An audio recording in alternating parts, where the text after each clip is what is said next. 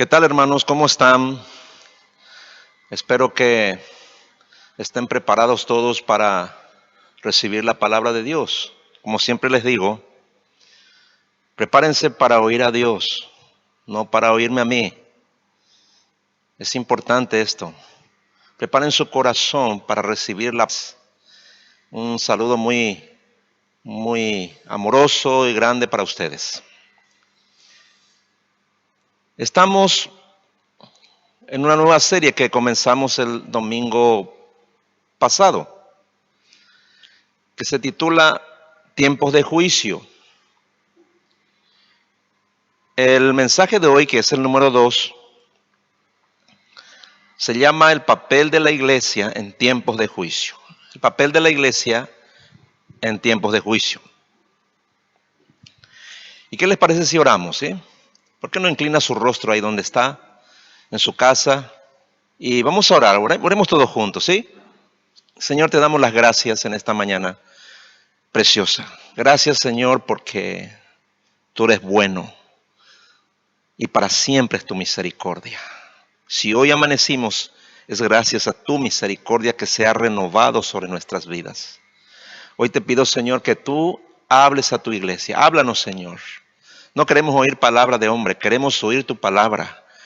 Y que tu Espíritu Santo esté haciendo la obra en el corazón de cada oyente.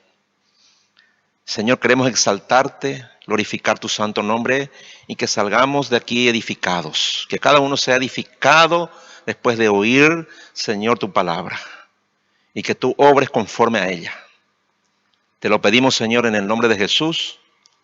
Amén.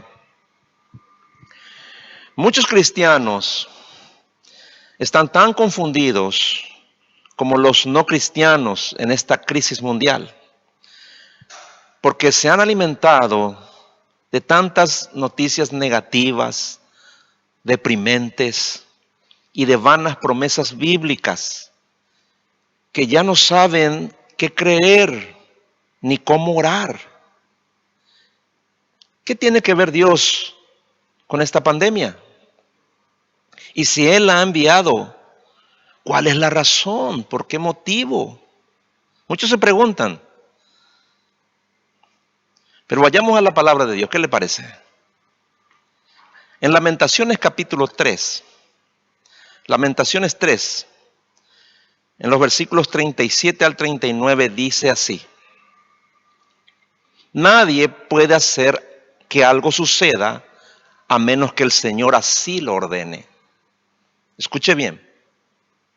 Las cosas buenas y las desagradables llegan porque el Señor lo ordena. Nadie debe quejarse del castigo que recibe por sus pecados mientras esté con vida. Esta es la respuesta más sencilla y directa. Podemos decir, por este pasaje, que Dios ha permitido que el coronavirus se convierta en pandemia y que paralice al mundo entero. Lo ha permitido para castigar el pecado de la humanidad porque colmó su paciencia, pues se agravó en extremo. Ahora la pregunta es, ¿qué debemos hacer los cristianos? Pues nos dicen los versículos siguientes, del 40 al 43. Dice así, examinemos y evaluemos nuestra conducta y regresemos al Señor. Elevemos nuestro corazón y nuestras manos hacia Dios en el cielo. Fuimos rebeldes y desobedientes y por eso no nos has perdonado. Te vestiste con tu ira y nos perseguiste. Nos mataste sin piedad. Esto es lo que nos dice el Señor que debemos hacer los cristianos en este tiempo. Examinémonos y evaluemos nuestra conducta, dice, y regresemos al Señor. Este es el papel de la iglesia. Esto es lo que tú y yo debemos hacer ahora. Pero antes necesitamos en la tierra. Vamos a ir a Romanos capítulo 1, verso 18. Romanos 1, 18. Dice el apóstol Pablo, pero Dios muestra su ira desde el cielo contra todos los que son pecadores y perversos, que detienen la verdad con su perversión. Escuche bien. Cuando Adán pecó, el pecado entró en el mundo. Lo sabemos, ¿verdad? Y desde ese tiempo, y cada cierto tiempo, Dios ha derramado su ira por el pecado, enviando juicios sobre el mundo, con guerras, terremotos, inundaciones, pestes, hambrunas y otras muchas calamidades. Hermanos, Dios odia sobremanera el pecado y tiene que castigarlo, aunque suele contenerse, porque su paciencia es larga, dura mucho tiempo. Dice Romanos capítulo 2, en los versículos 4 al 6. ¿No te das cuenta de lo bondadoso, tolerante y paciente que es Dios contigo? ¿Acaso eso no significa nada para ti? ¿No ves que la bondad de Dios es para guiarte a que te arrepientas y abandones tu pecado? Pero eres terco y te niegas a arrepentirte y abandonar tu pecado. Por eso vas acumulando un castigo terrible para ti mismo. Pues se acerca el día de la ira, en la cual se manifestará el justo juicio de Dios. Él juzgará a cada uno según lo que haya hecho. Esta última parte está hablando del juicio final, sí, pero eso no significa que Dios no haya. En el tiempo de la paciencia de Dios, escúchame bien lo que le voy a decir. En el tiempo de la paciencia de Dios, muchos pecadores han vivido una buena vida. Quizás usted está entre ellos, ¿no? Hasta hoy está viviendo una buena vida. Entonces, muchos así, durante todas las épocas, han existido hombres y mujeres que han vivido una buena vida y han muerto en buena vejez, pero sin haberse arrepentido jamás de sus pecados. Estas personas nunca fueron quebrantadas por sus pecados, porque tuvieron todo en la vida y no necesitaron de Dios. Tal vez hasta tuvieron una religión, pero nunca dependieron de Dios. Pero en realidad, la ira de Dios se fue acumulando sobre ellos. Miremos lo que dice el Salmo 73. Salmo 73. Vamos a leer primeramente los versículos 2 al 6. Dice así el salmista: pero en cuanto a mí, casi perdí el equilibrio. Mis pies resbalaron y estuve a punto de caer, porque envidiaba a los orgullosos cuando los veía prosperar a pesar de su maldad. ¿No le pasa a usted lo mismo? Pareciera que viven sin problemas. Tienen el cuerpo tan sano y fuerte. No tienen dificultades como otras personas. No están llenos de problemas como los demás. Lucen su orgullo como un collar de piedras preciosas y se visten de crueldad. Versículos 7 al 11. Estos gordos ricachones tienen todo lo que su corazón desea. Se burlan y hablan solo maldades. En su orgullo procuran aplastar a otros. Se jactan contra los cielos mismos. Y sus palabras se pasean presuntuosas por toda la tierra. Entonces la gente se desanima y se confunde al tragarse todas esas palabras. ¿Y qué sabe Dios? Preguntan. ¿Acaso el Altísimo sabe lo que está pasando? Continúa diciendo en los versículos 12 al 15. Miren a esos perversos. disfrutan de una vida fácil mientras sus riquezas se multiplican. ¿Conservé puro mi corazón en vano? ¿Me mantuve en inocencia sin ninguna razón? En todo el día no consigo más que problemas. Cada mañana me trae dolor. Si yo realmente hubiera hablado a otros de esta manera, habría sido un traidor a tu pueblo. Hermanos, escuchen bien.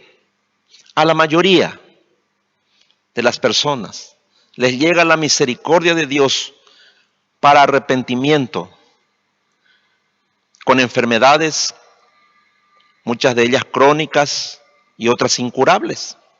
También les llega a través de grandes tragedias y calamidades. Pero la gente pregunta, ¿por qué Dios permitió eso en mi vida? ¿Por qué permitió eso en mis hijos? ¿Por qué lo permitió en mi matrimonio o en mis padres? Pero ellos no entienden que justamente eso es la oportunidad que Dios les da para que le busquen.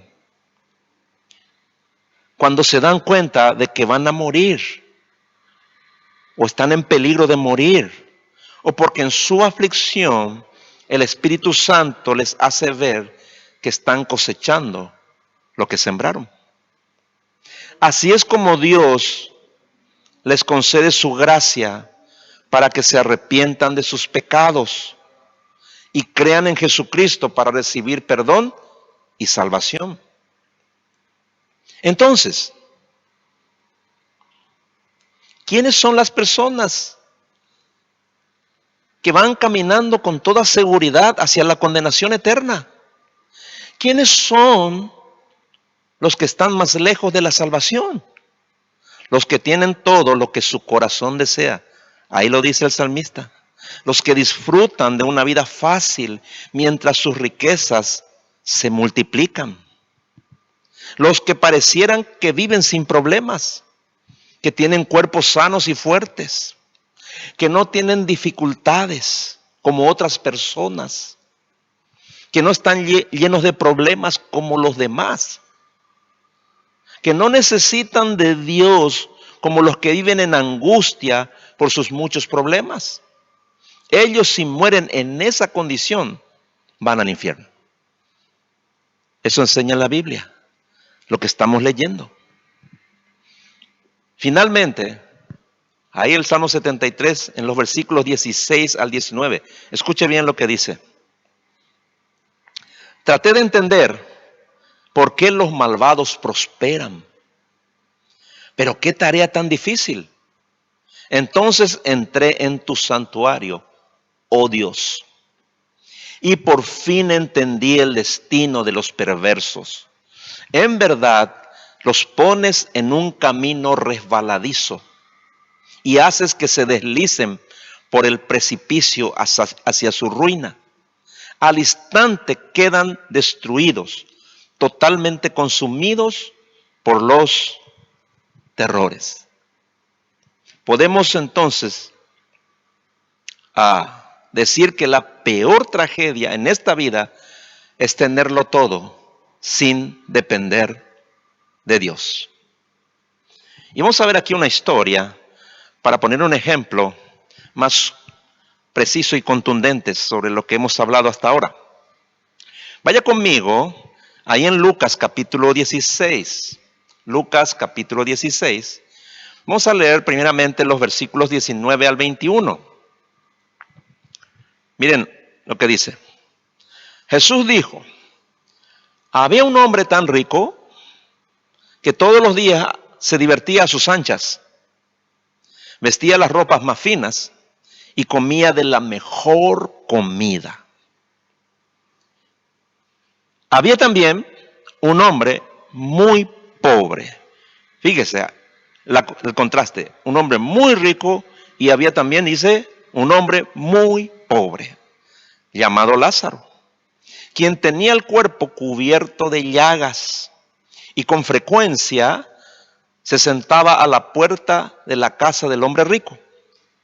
Quería tan solo calmar su hambre comiendo las sobras que caían de la mesa del hombre rico.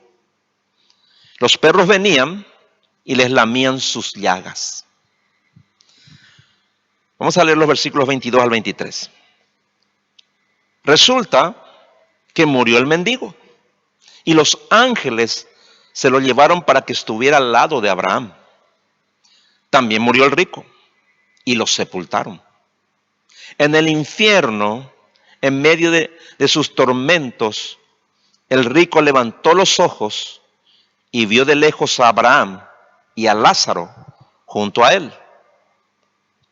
Pregunta: ¿creen que Lázaro está en el cielo o fue al cielo, fue llevado al cielo porque en la tierra fue pobre y enfermo?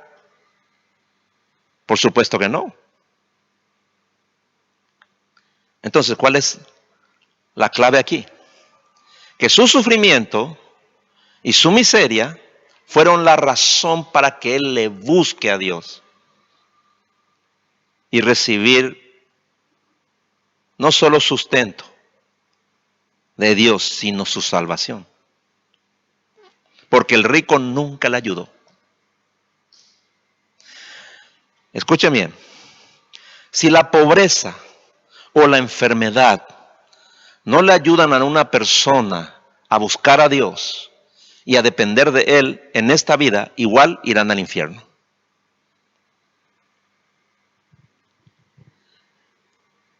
Continúa diciendo Lucas 16 en el versículo 24. El hombre rico gritó: Padre Abraham, ten piedad. Envíame a Lázaro para que moje la punta de su dedo en agua y refresque mi lengua. Estoy en angustia en estas llamas. Pero Abraham le dijo: Hijo, recuerda que tuviste todo lo que quisiste durante tu vida. Y subraye esto: tuviste todo lo que quisiste durante tu vida. Y Lázaro no tuvo nada. Pero ahora él está aquí recibiendo consuelo y tú estás en angustia. Pregunta: ¿por qué el rico está en el infierno? ¿Porque era rico? Claro que no.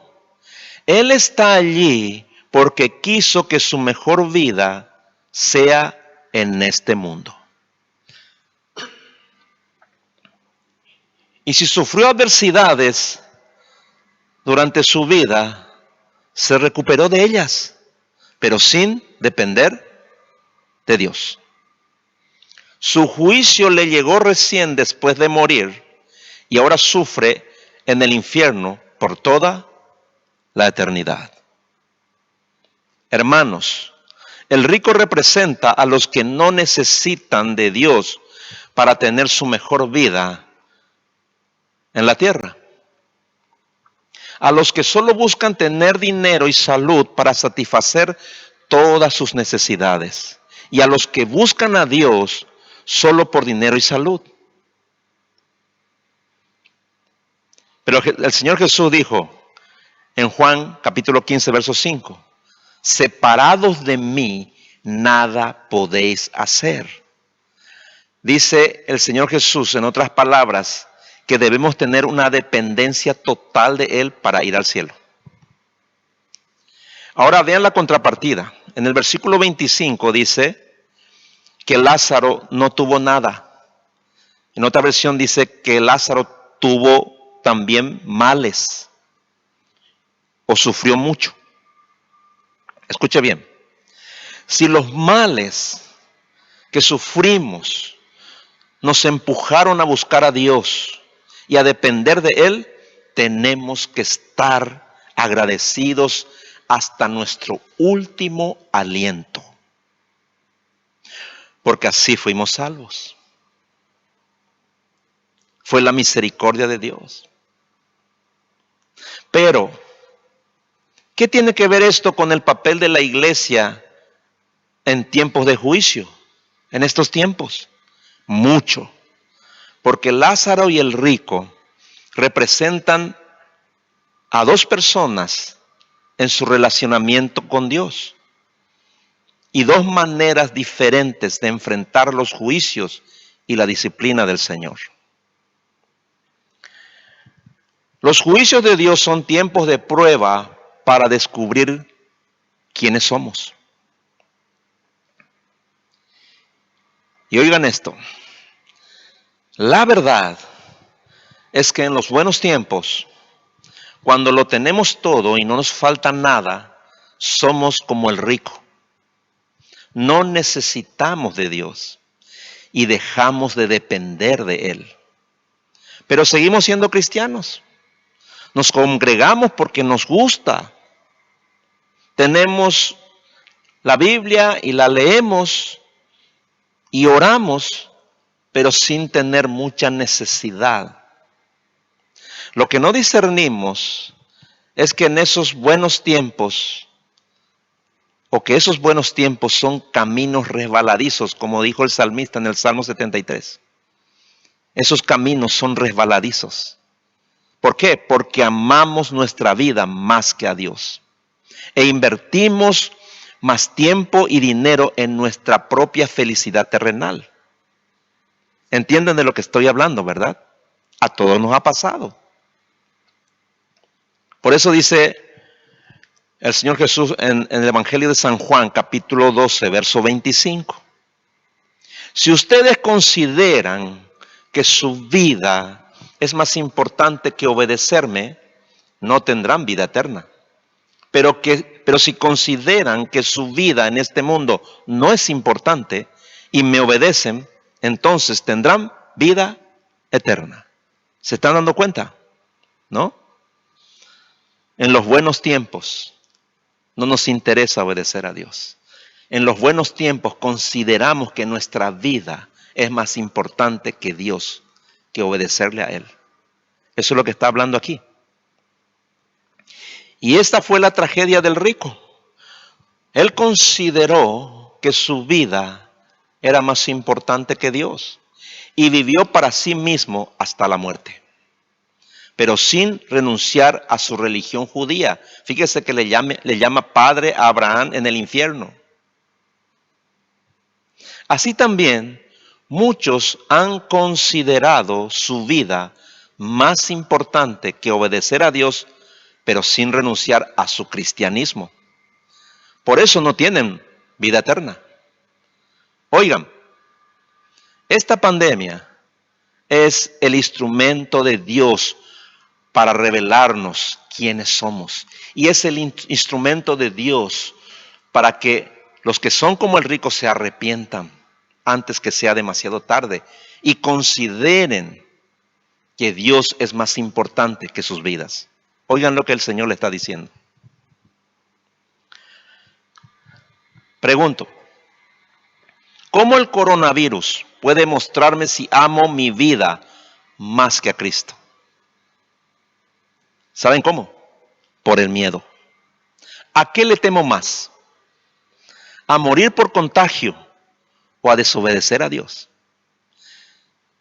Fíjense lo que dice Mateo 10:28. No temáis a los que matan el cuerpo, pero no pueden matar el alma. Temed más bien al que puede destruir alma y cuerpo en el infierno. ¿A quién deben temer? A Dios, no a la muerte. Eso dice. No a la muerte física.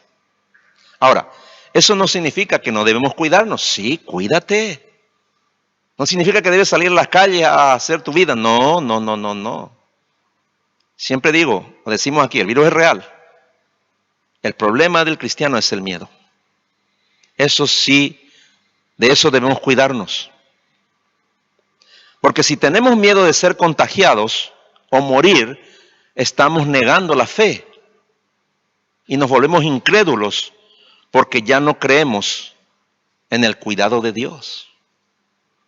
El miedo también, hermanos, es egoísmo. Fíjense en una cosa. La mayoría de las personas las que tienen recursos, las que no, las que tienen una vida más, digamos, una vida, digamos, acomodada, por así decirlo. Bueno, pueden comprar mucho alcohol en gel, pueden comprar tapabocas, ¿no? Y de hecho está bien, ¿no? Te puede tener montones de guantes para salir a las calles y hacer sus compras, ¿no? Pero fíjese la ironía, ¿verdad? Usted tiene guantes, usted se cuida, tiene tapabocas, después se derrama alcohol en gel, se baña en él, o lava a todos sus hijos, lava los alimentos también, todo, ¿no? Usted se cuida, está bien. Pero vea la ironía. Vaya usted a los asentamientos, a los lugares donde está la gente más pobre, los más pobres de los pobres. Vaya allí y vean la situación. Esta gente tiene una casita, si tiene, ¿no? De 2 ambientes. Y a veces viven allí hacinados 10 a 12 personas. Solamente se meten allí para dormir y están todos encimados. Ellos no pueden comprar alcohol en gel. Ellos no pueden, no tienen para comprar tapabocas. Y deben salir todos los días para conseguir alimento. Ellos no pueden quedarse en su casa. ¿Me entiende? Entonces, ¿quién les cuida? ¿Quién cuida de los pobres? Pues Dios. ¿Quién más? Dios, ¿me entiende? Por eso le digo, si usted es cristiano, ¿por qué tiene miedo? ¿Me entiende? Porque ama su vida más que a Dios. Esa es la respuesta. El papel de la iglesia hoy, en que el pánico domina los corazones de los incrédulos, es vivir delante de ellos sin ningún temor, para que sepan que Cristo venció a la muerte y que Él tiene cuidado de nosotros. Eso dice 1 Pedro 5 y 7. Echando toda vuestra ansiedad, toda vuestra preocupación, todo vuestro temor sobre Él, porque Él tiene cuidado de vosotros. Nuestro papel como iglesia, como cristianos, es predicarles a los que tienen miedo, a las personas del mundo, con valentía, el Evangelio, para librarles de la muerte eterna. Si tienes miedo de contagiarte, eres como el rico. Consideras que tu vida es más importante que obedecer a Dios. Si tienes miedo, ¿cómo creerán en tu predicación? El papel de la iglesia, también en este tiempo, es humillarse ante el Señor, orar para arrepentirse de sus pecados, de amar más su vida antes que a Dios, para abandonar su conducta perversa. Entonces dice la Biblia que Dios promete que oirá desde el cielo, perdonará nuestra maldad y restaurará el bienestar de nuestro país por hacer eso. En 2 de Crónicas, capítulo 7, versículos 13 y 14 dice así, y esto lo hemos tomado como lema para la iglesia, para estar orando cada uno de nosotros. Dice así: cuando yo no permita que llueva, o mande a las langostas para que devoren los campos, o envíe epidemias sobre mi pueblo, y si mi pueblo, que se identifica usando mi nombre, se humilla, ora, me busca y abandona su mala conducta, entonces yo lo escucharé desde el cielo, perdonaré sus pecados y restauraré el bienestar del país. ¿Usted lo cree? Iglesia, ¿están creyendo esto?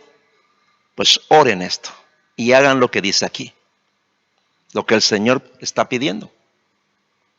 El papel de la iglesia, hermanos, es ponerse en la brecha delante de Dios, clamando por justicia para los más débiles y para los pobres.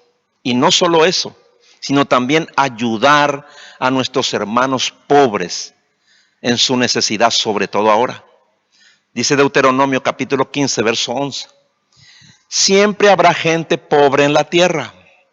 Así que te ordeno, sé generoso con tus hermanos, los pobres y necesitados de tu tierra.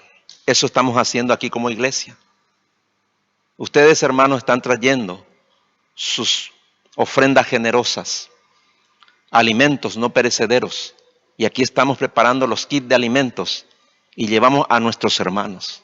También jóvenes valientes con el pastor de jóvenes, con el pastor José, están ayudando como voluntarios a la municipalidad aquí para repartir alimentos a otras personas.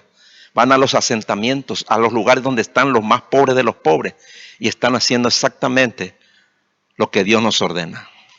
Y vean ustedes la recompensa. Proverbios 19:17 dice así: ayudar al pobre es hacerle un préstamo al Señor. Dios mismo te recompensará. ¿Puede usted decir amén a eso?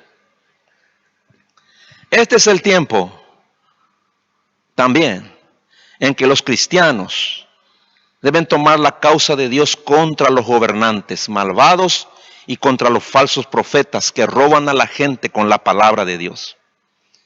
Ese es nuestro papel, hermanos. Miren lo que dice Ezequiel 22, en los versículos 27 al 30. El Señor dice así: tus gobernantes siempre están dispuestos a matar y eliminar gente, con tal de hacerse ricos. Parecen lobos que despedazan a su presa. Tus profetas creen que pueden engañarme. Aseguran hablar de parte mía y repetir mis propias palabras. Pero eso es mentira. Lo único cierto es que yo nunca les he hablado. Los ricos son injustos, roban y asaltan a los pobres, maltratan a los necesitados y se aprovechan de los extranjeros refugiados. Hermanos, ¿esto no describe acaso nuestro país? Hemos hecho algo, hemos orado, nos hemos puesto en la brecha delante de Dios para clamar por justicia. Hemos tomado la causa del pobre contra el rico y contra los gobernantes malvados alguna vez. Fíjese lo que continúa diciendo el Señor. Yo he buscado entre ellos a alguien que los defienda, alguien que se ponga entre ellos y yo, y que los proteja como una muralla, alguien que me ruegue por ellos para que no los destruya, pero no he encontrado a nadie. Qué vergüenza, ¿verdad? Qué tristeza, ¿no? Hermanos, este es el papel de la iglesia, lo que siempre debimos hacer y nunca hicimos. Entonces, ¿qué estamos esperando? Hagámoslo ahora. Que Dios encuentre en este tiempo a su iglesia poniéndose en la brecha y rogando en el nombre de Jesús para defender la causa de los pobres y de los débiles. Que nos vea pidiendo, clamando por justicia para nuestra nación y escuche nuestros ruegos y decida no destruirnos. Amén, hermanos. Termino con Isaías 26:9. Dice así: todo mi ser te desea por las noches, por la mañana mi espíritu te busca. Pues cuando tus juicios llegan a la tierra, los habitantes del mundo aprenden lo que es justicia. Que así sea, hermanos. Dios les bendiga. ¿Qué le parece si inclinamos nuestro rostro ahí donde usted esté y vamos a orar? Señor, te damos las gracias en este día precioso. Gracias por tu palabra, Señor. Oro para que haya caído en buena tierra. Oro para que tu iglesia abra los ojos, Señor, y haga lo que tenga que hacer en este tiempo. Que entendamos que la pandemia es un juicio de Dios porque el pecado ha llegado al colmo. Es un juicio que viene como una misericordia tuya, Señor, para que los ricos de este mundo, que nunca necesitaron de ti, sea que tengan dinero o no, los que nunca necesitaron de ti, ahora que están impotentes, ahora que su dinero no les sirve, ahora que están encerrados, ahora que no pueden disfrutar de muchos placeres, se vuelvan a ti de corazón y se arrepientan de sus pecados, porque van camino al infierno. Antes que termine esta pandemia, Señor, oramos para que muchos incrédulos del mundo se arrepientan. Entre ellos nuestros parientes, nuestros amigos, nuestros vecinos, a quien sea que le estemos predicando. Señor, danos la gracia para que se conviertan. Señor, líbranos de ser como el rico. Que en este tiempo de crisis nos encerremos en nuestra casa solamente pensando en nuestra vida. Que consideremos más importante nuestra vida que obedecerte a ti, Señor. Señor, perdónanos, Señor, por este pecado, por este egoísmo tan grande. Y danos valentía, Señor, para predicar el Evangelio. No hace falta salir, sino ahí donde vayamos, cuando estemos en el supermercado a 2 metros, enguantados y con toda la protección, que hablemos el Evangelio. Hoy los campos están blancos para la siega. La gente está llena de temor. Y la iglesia debe predicar con valentía. Danos esa gracia, Señor. Y ayúdanos también a ponernos en la brecha. Hemos pecado muy grandemente.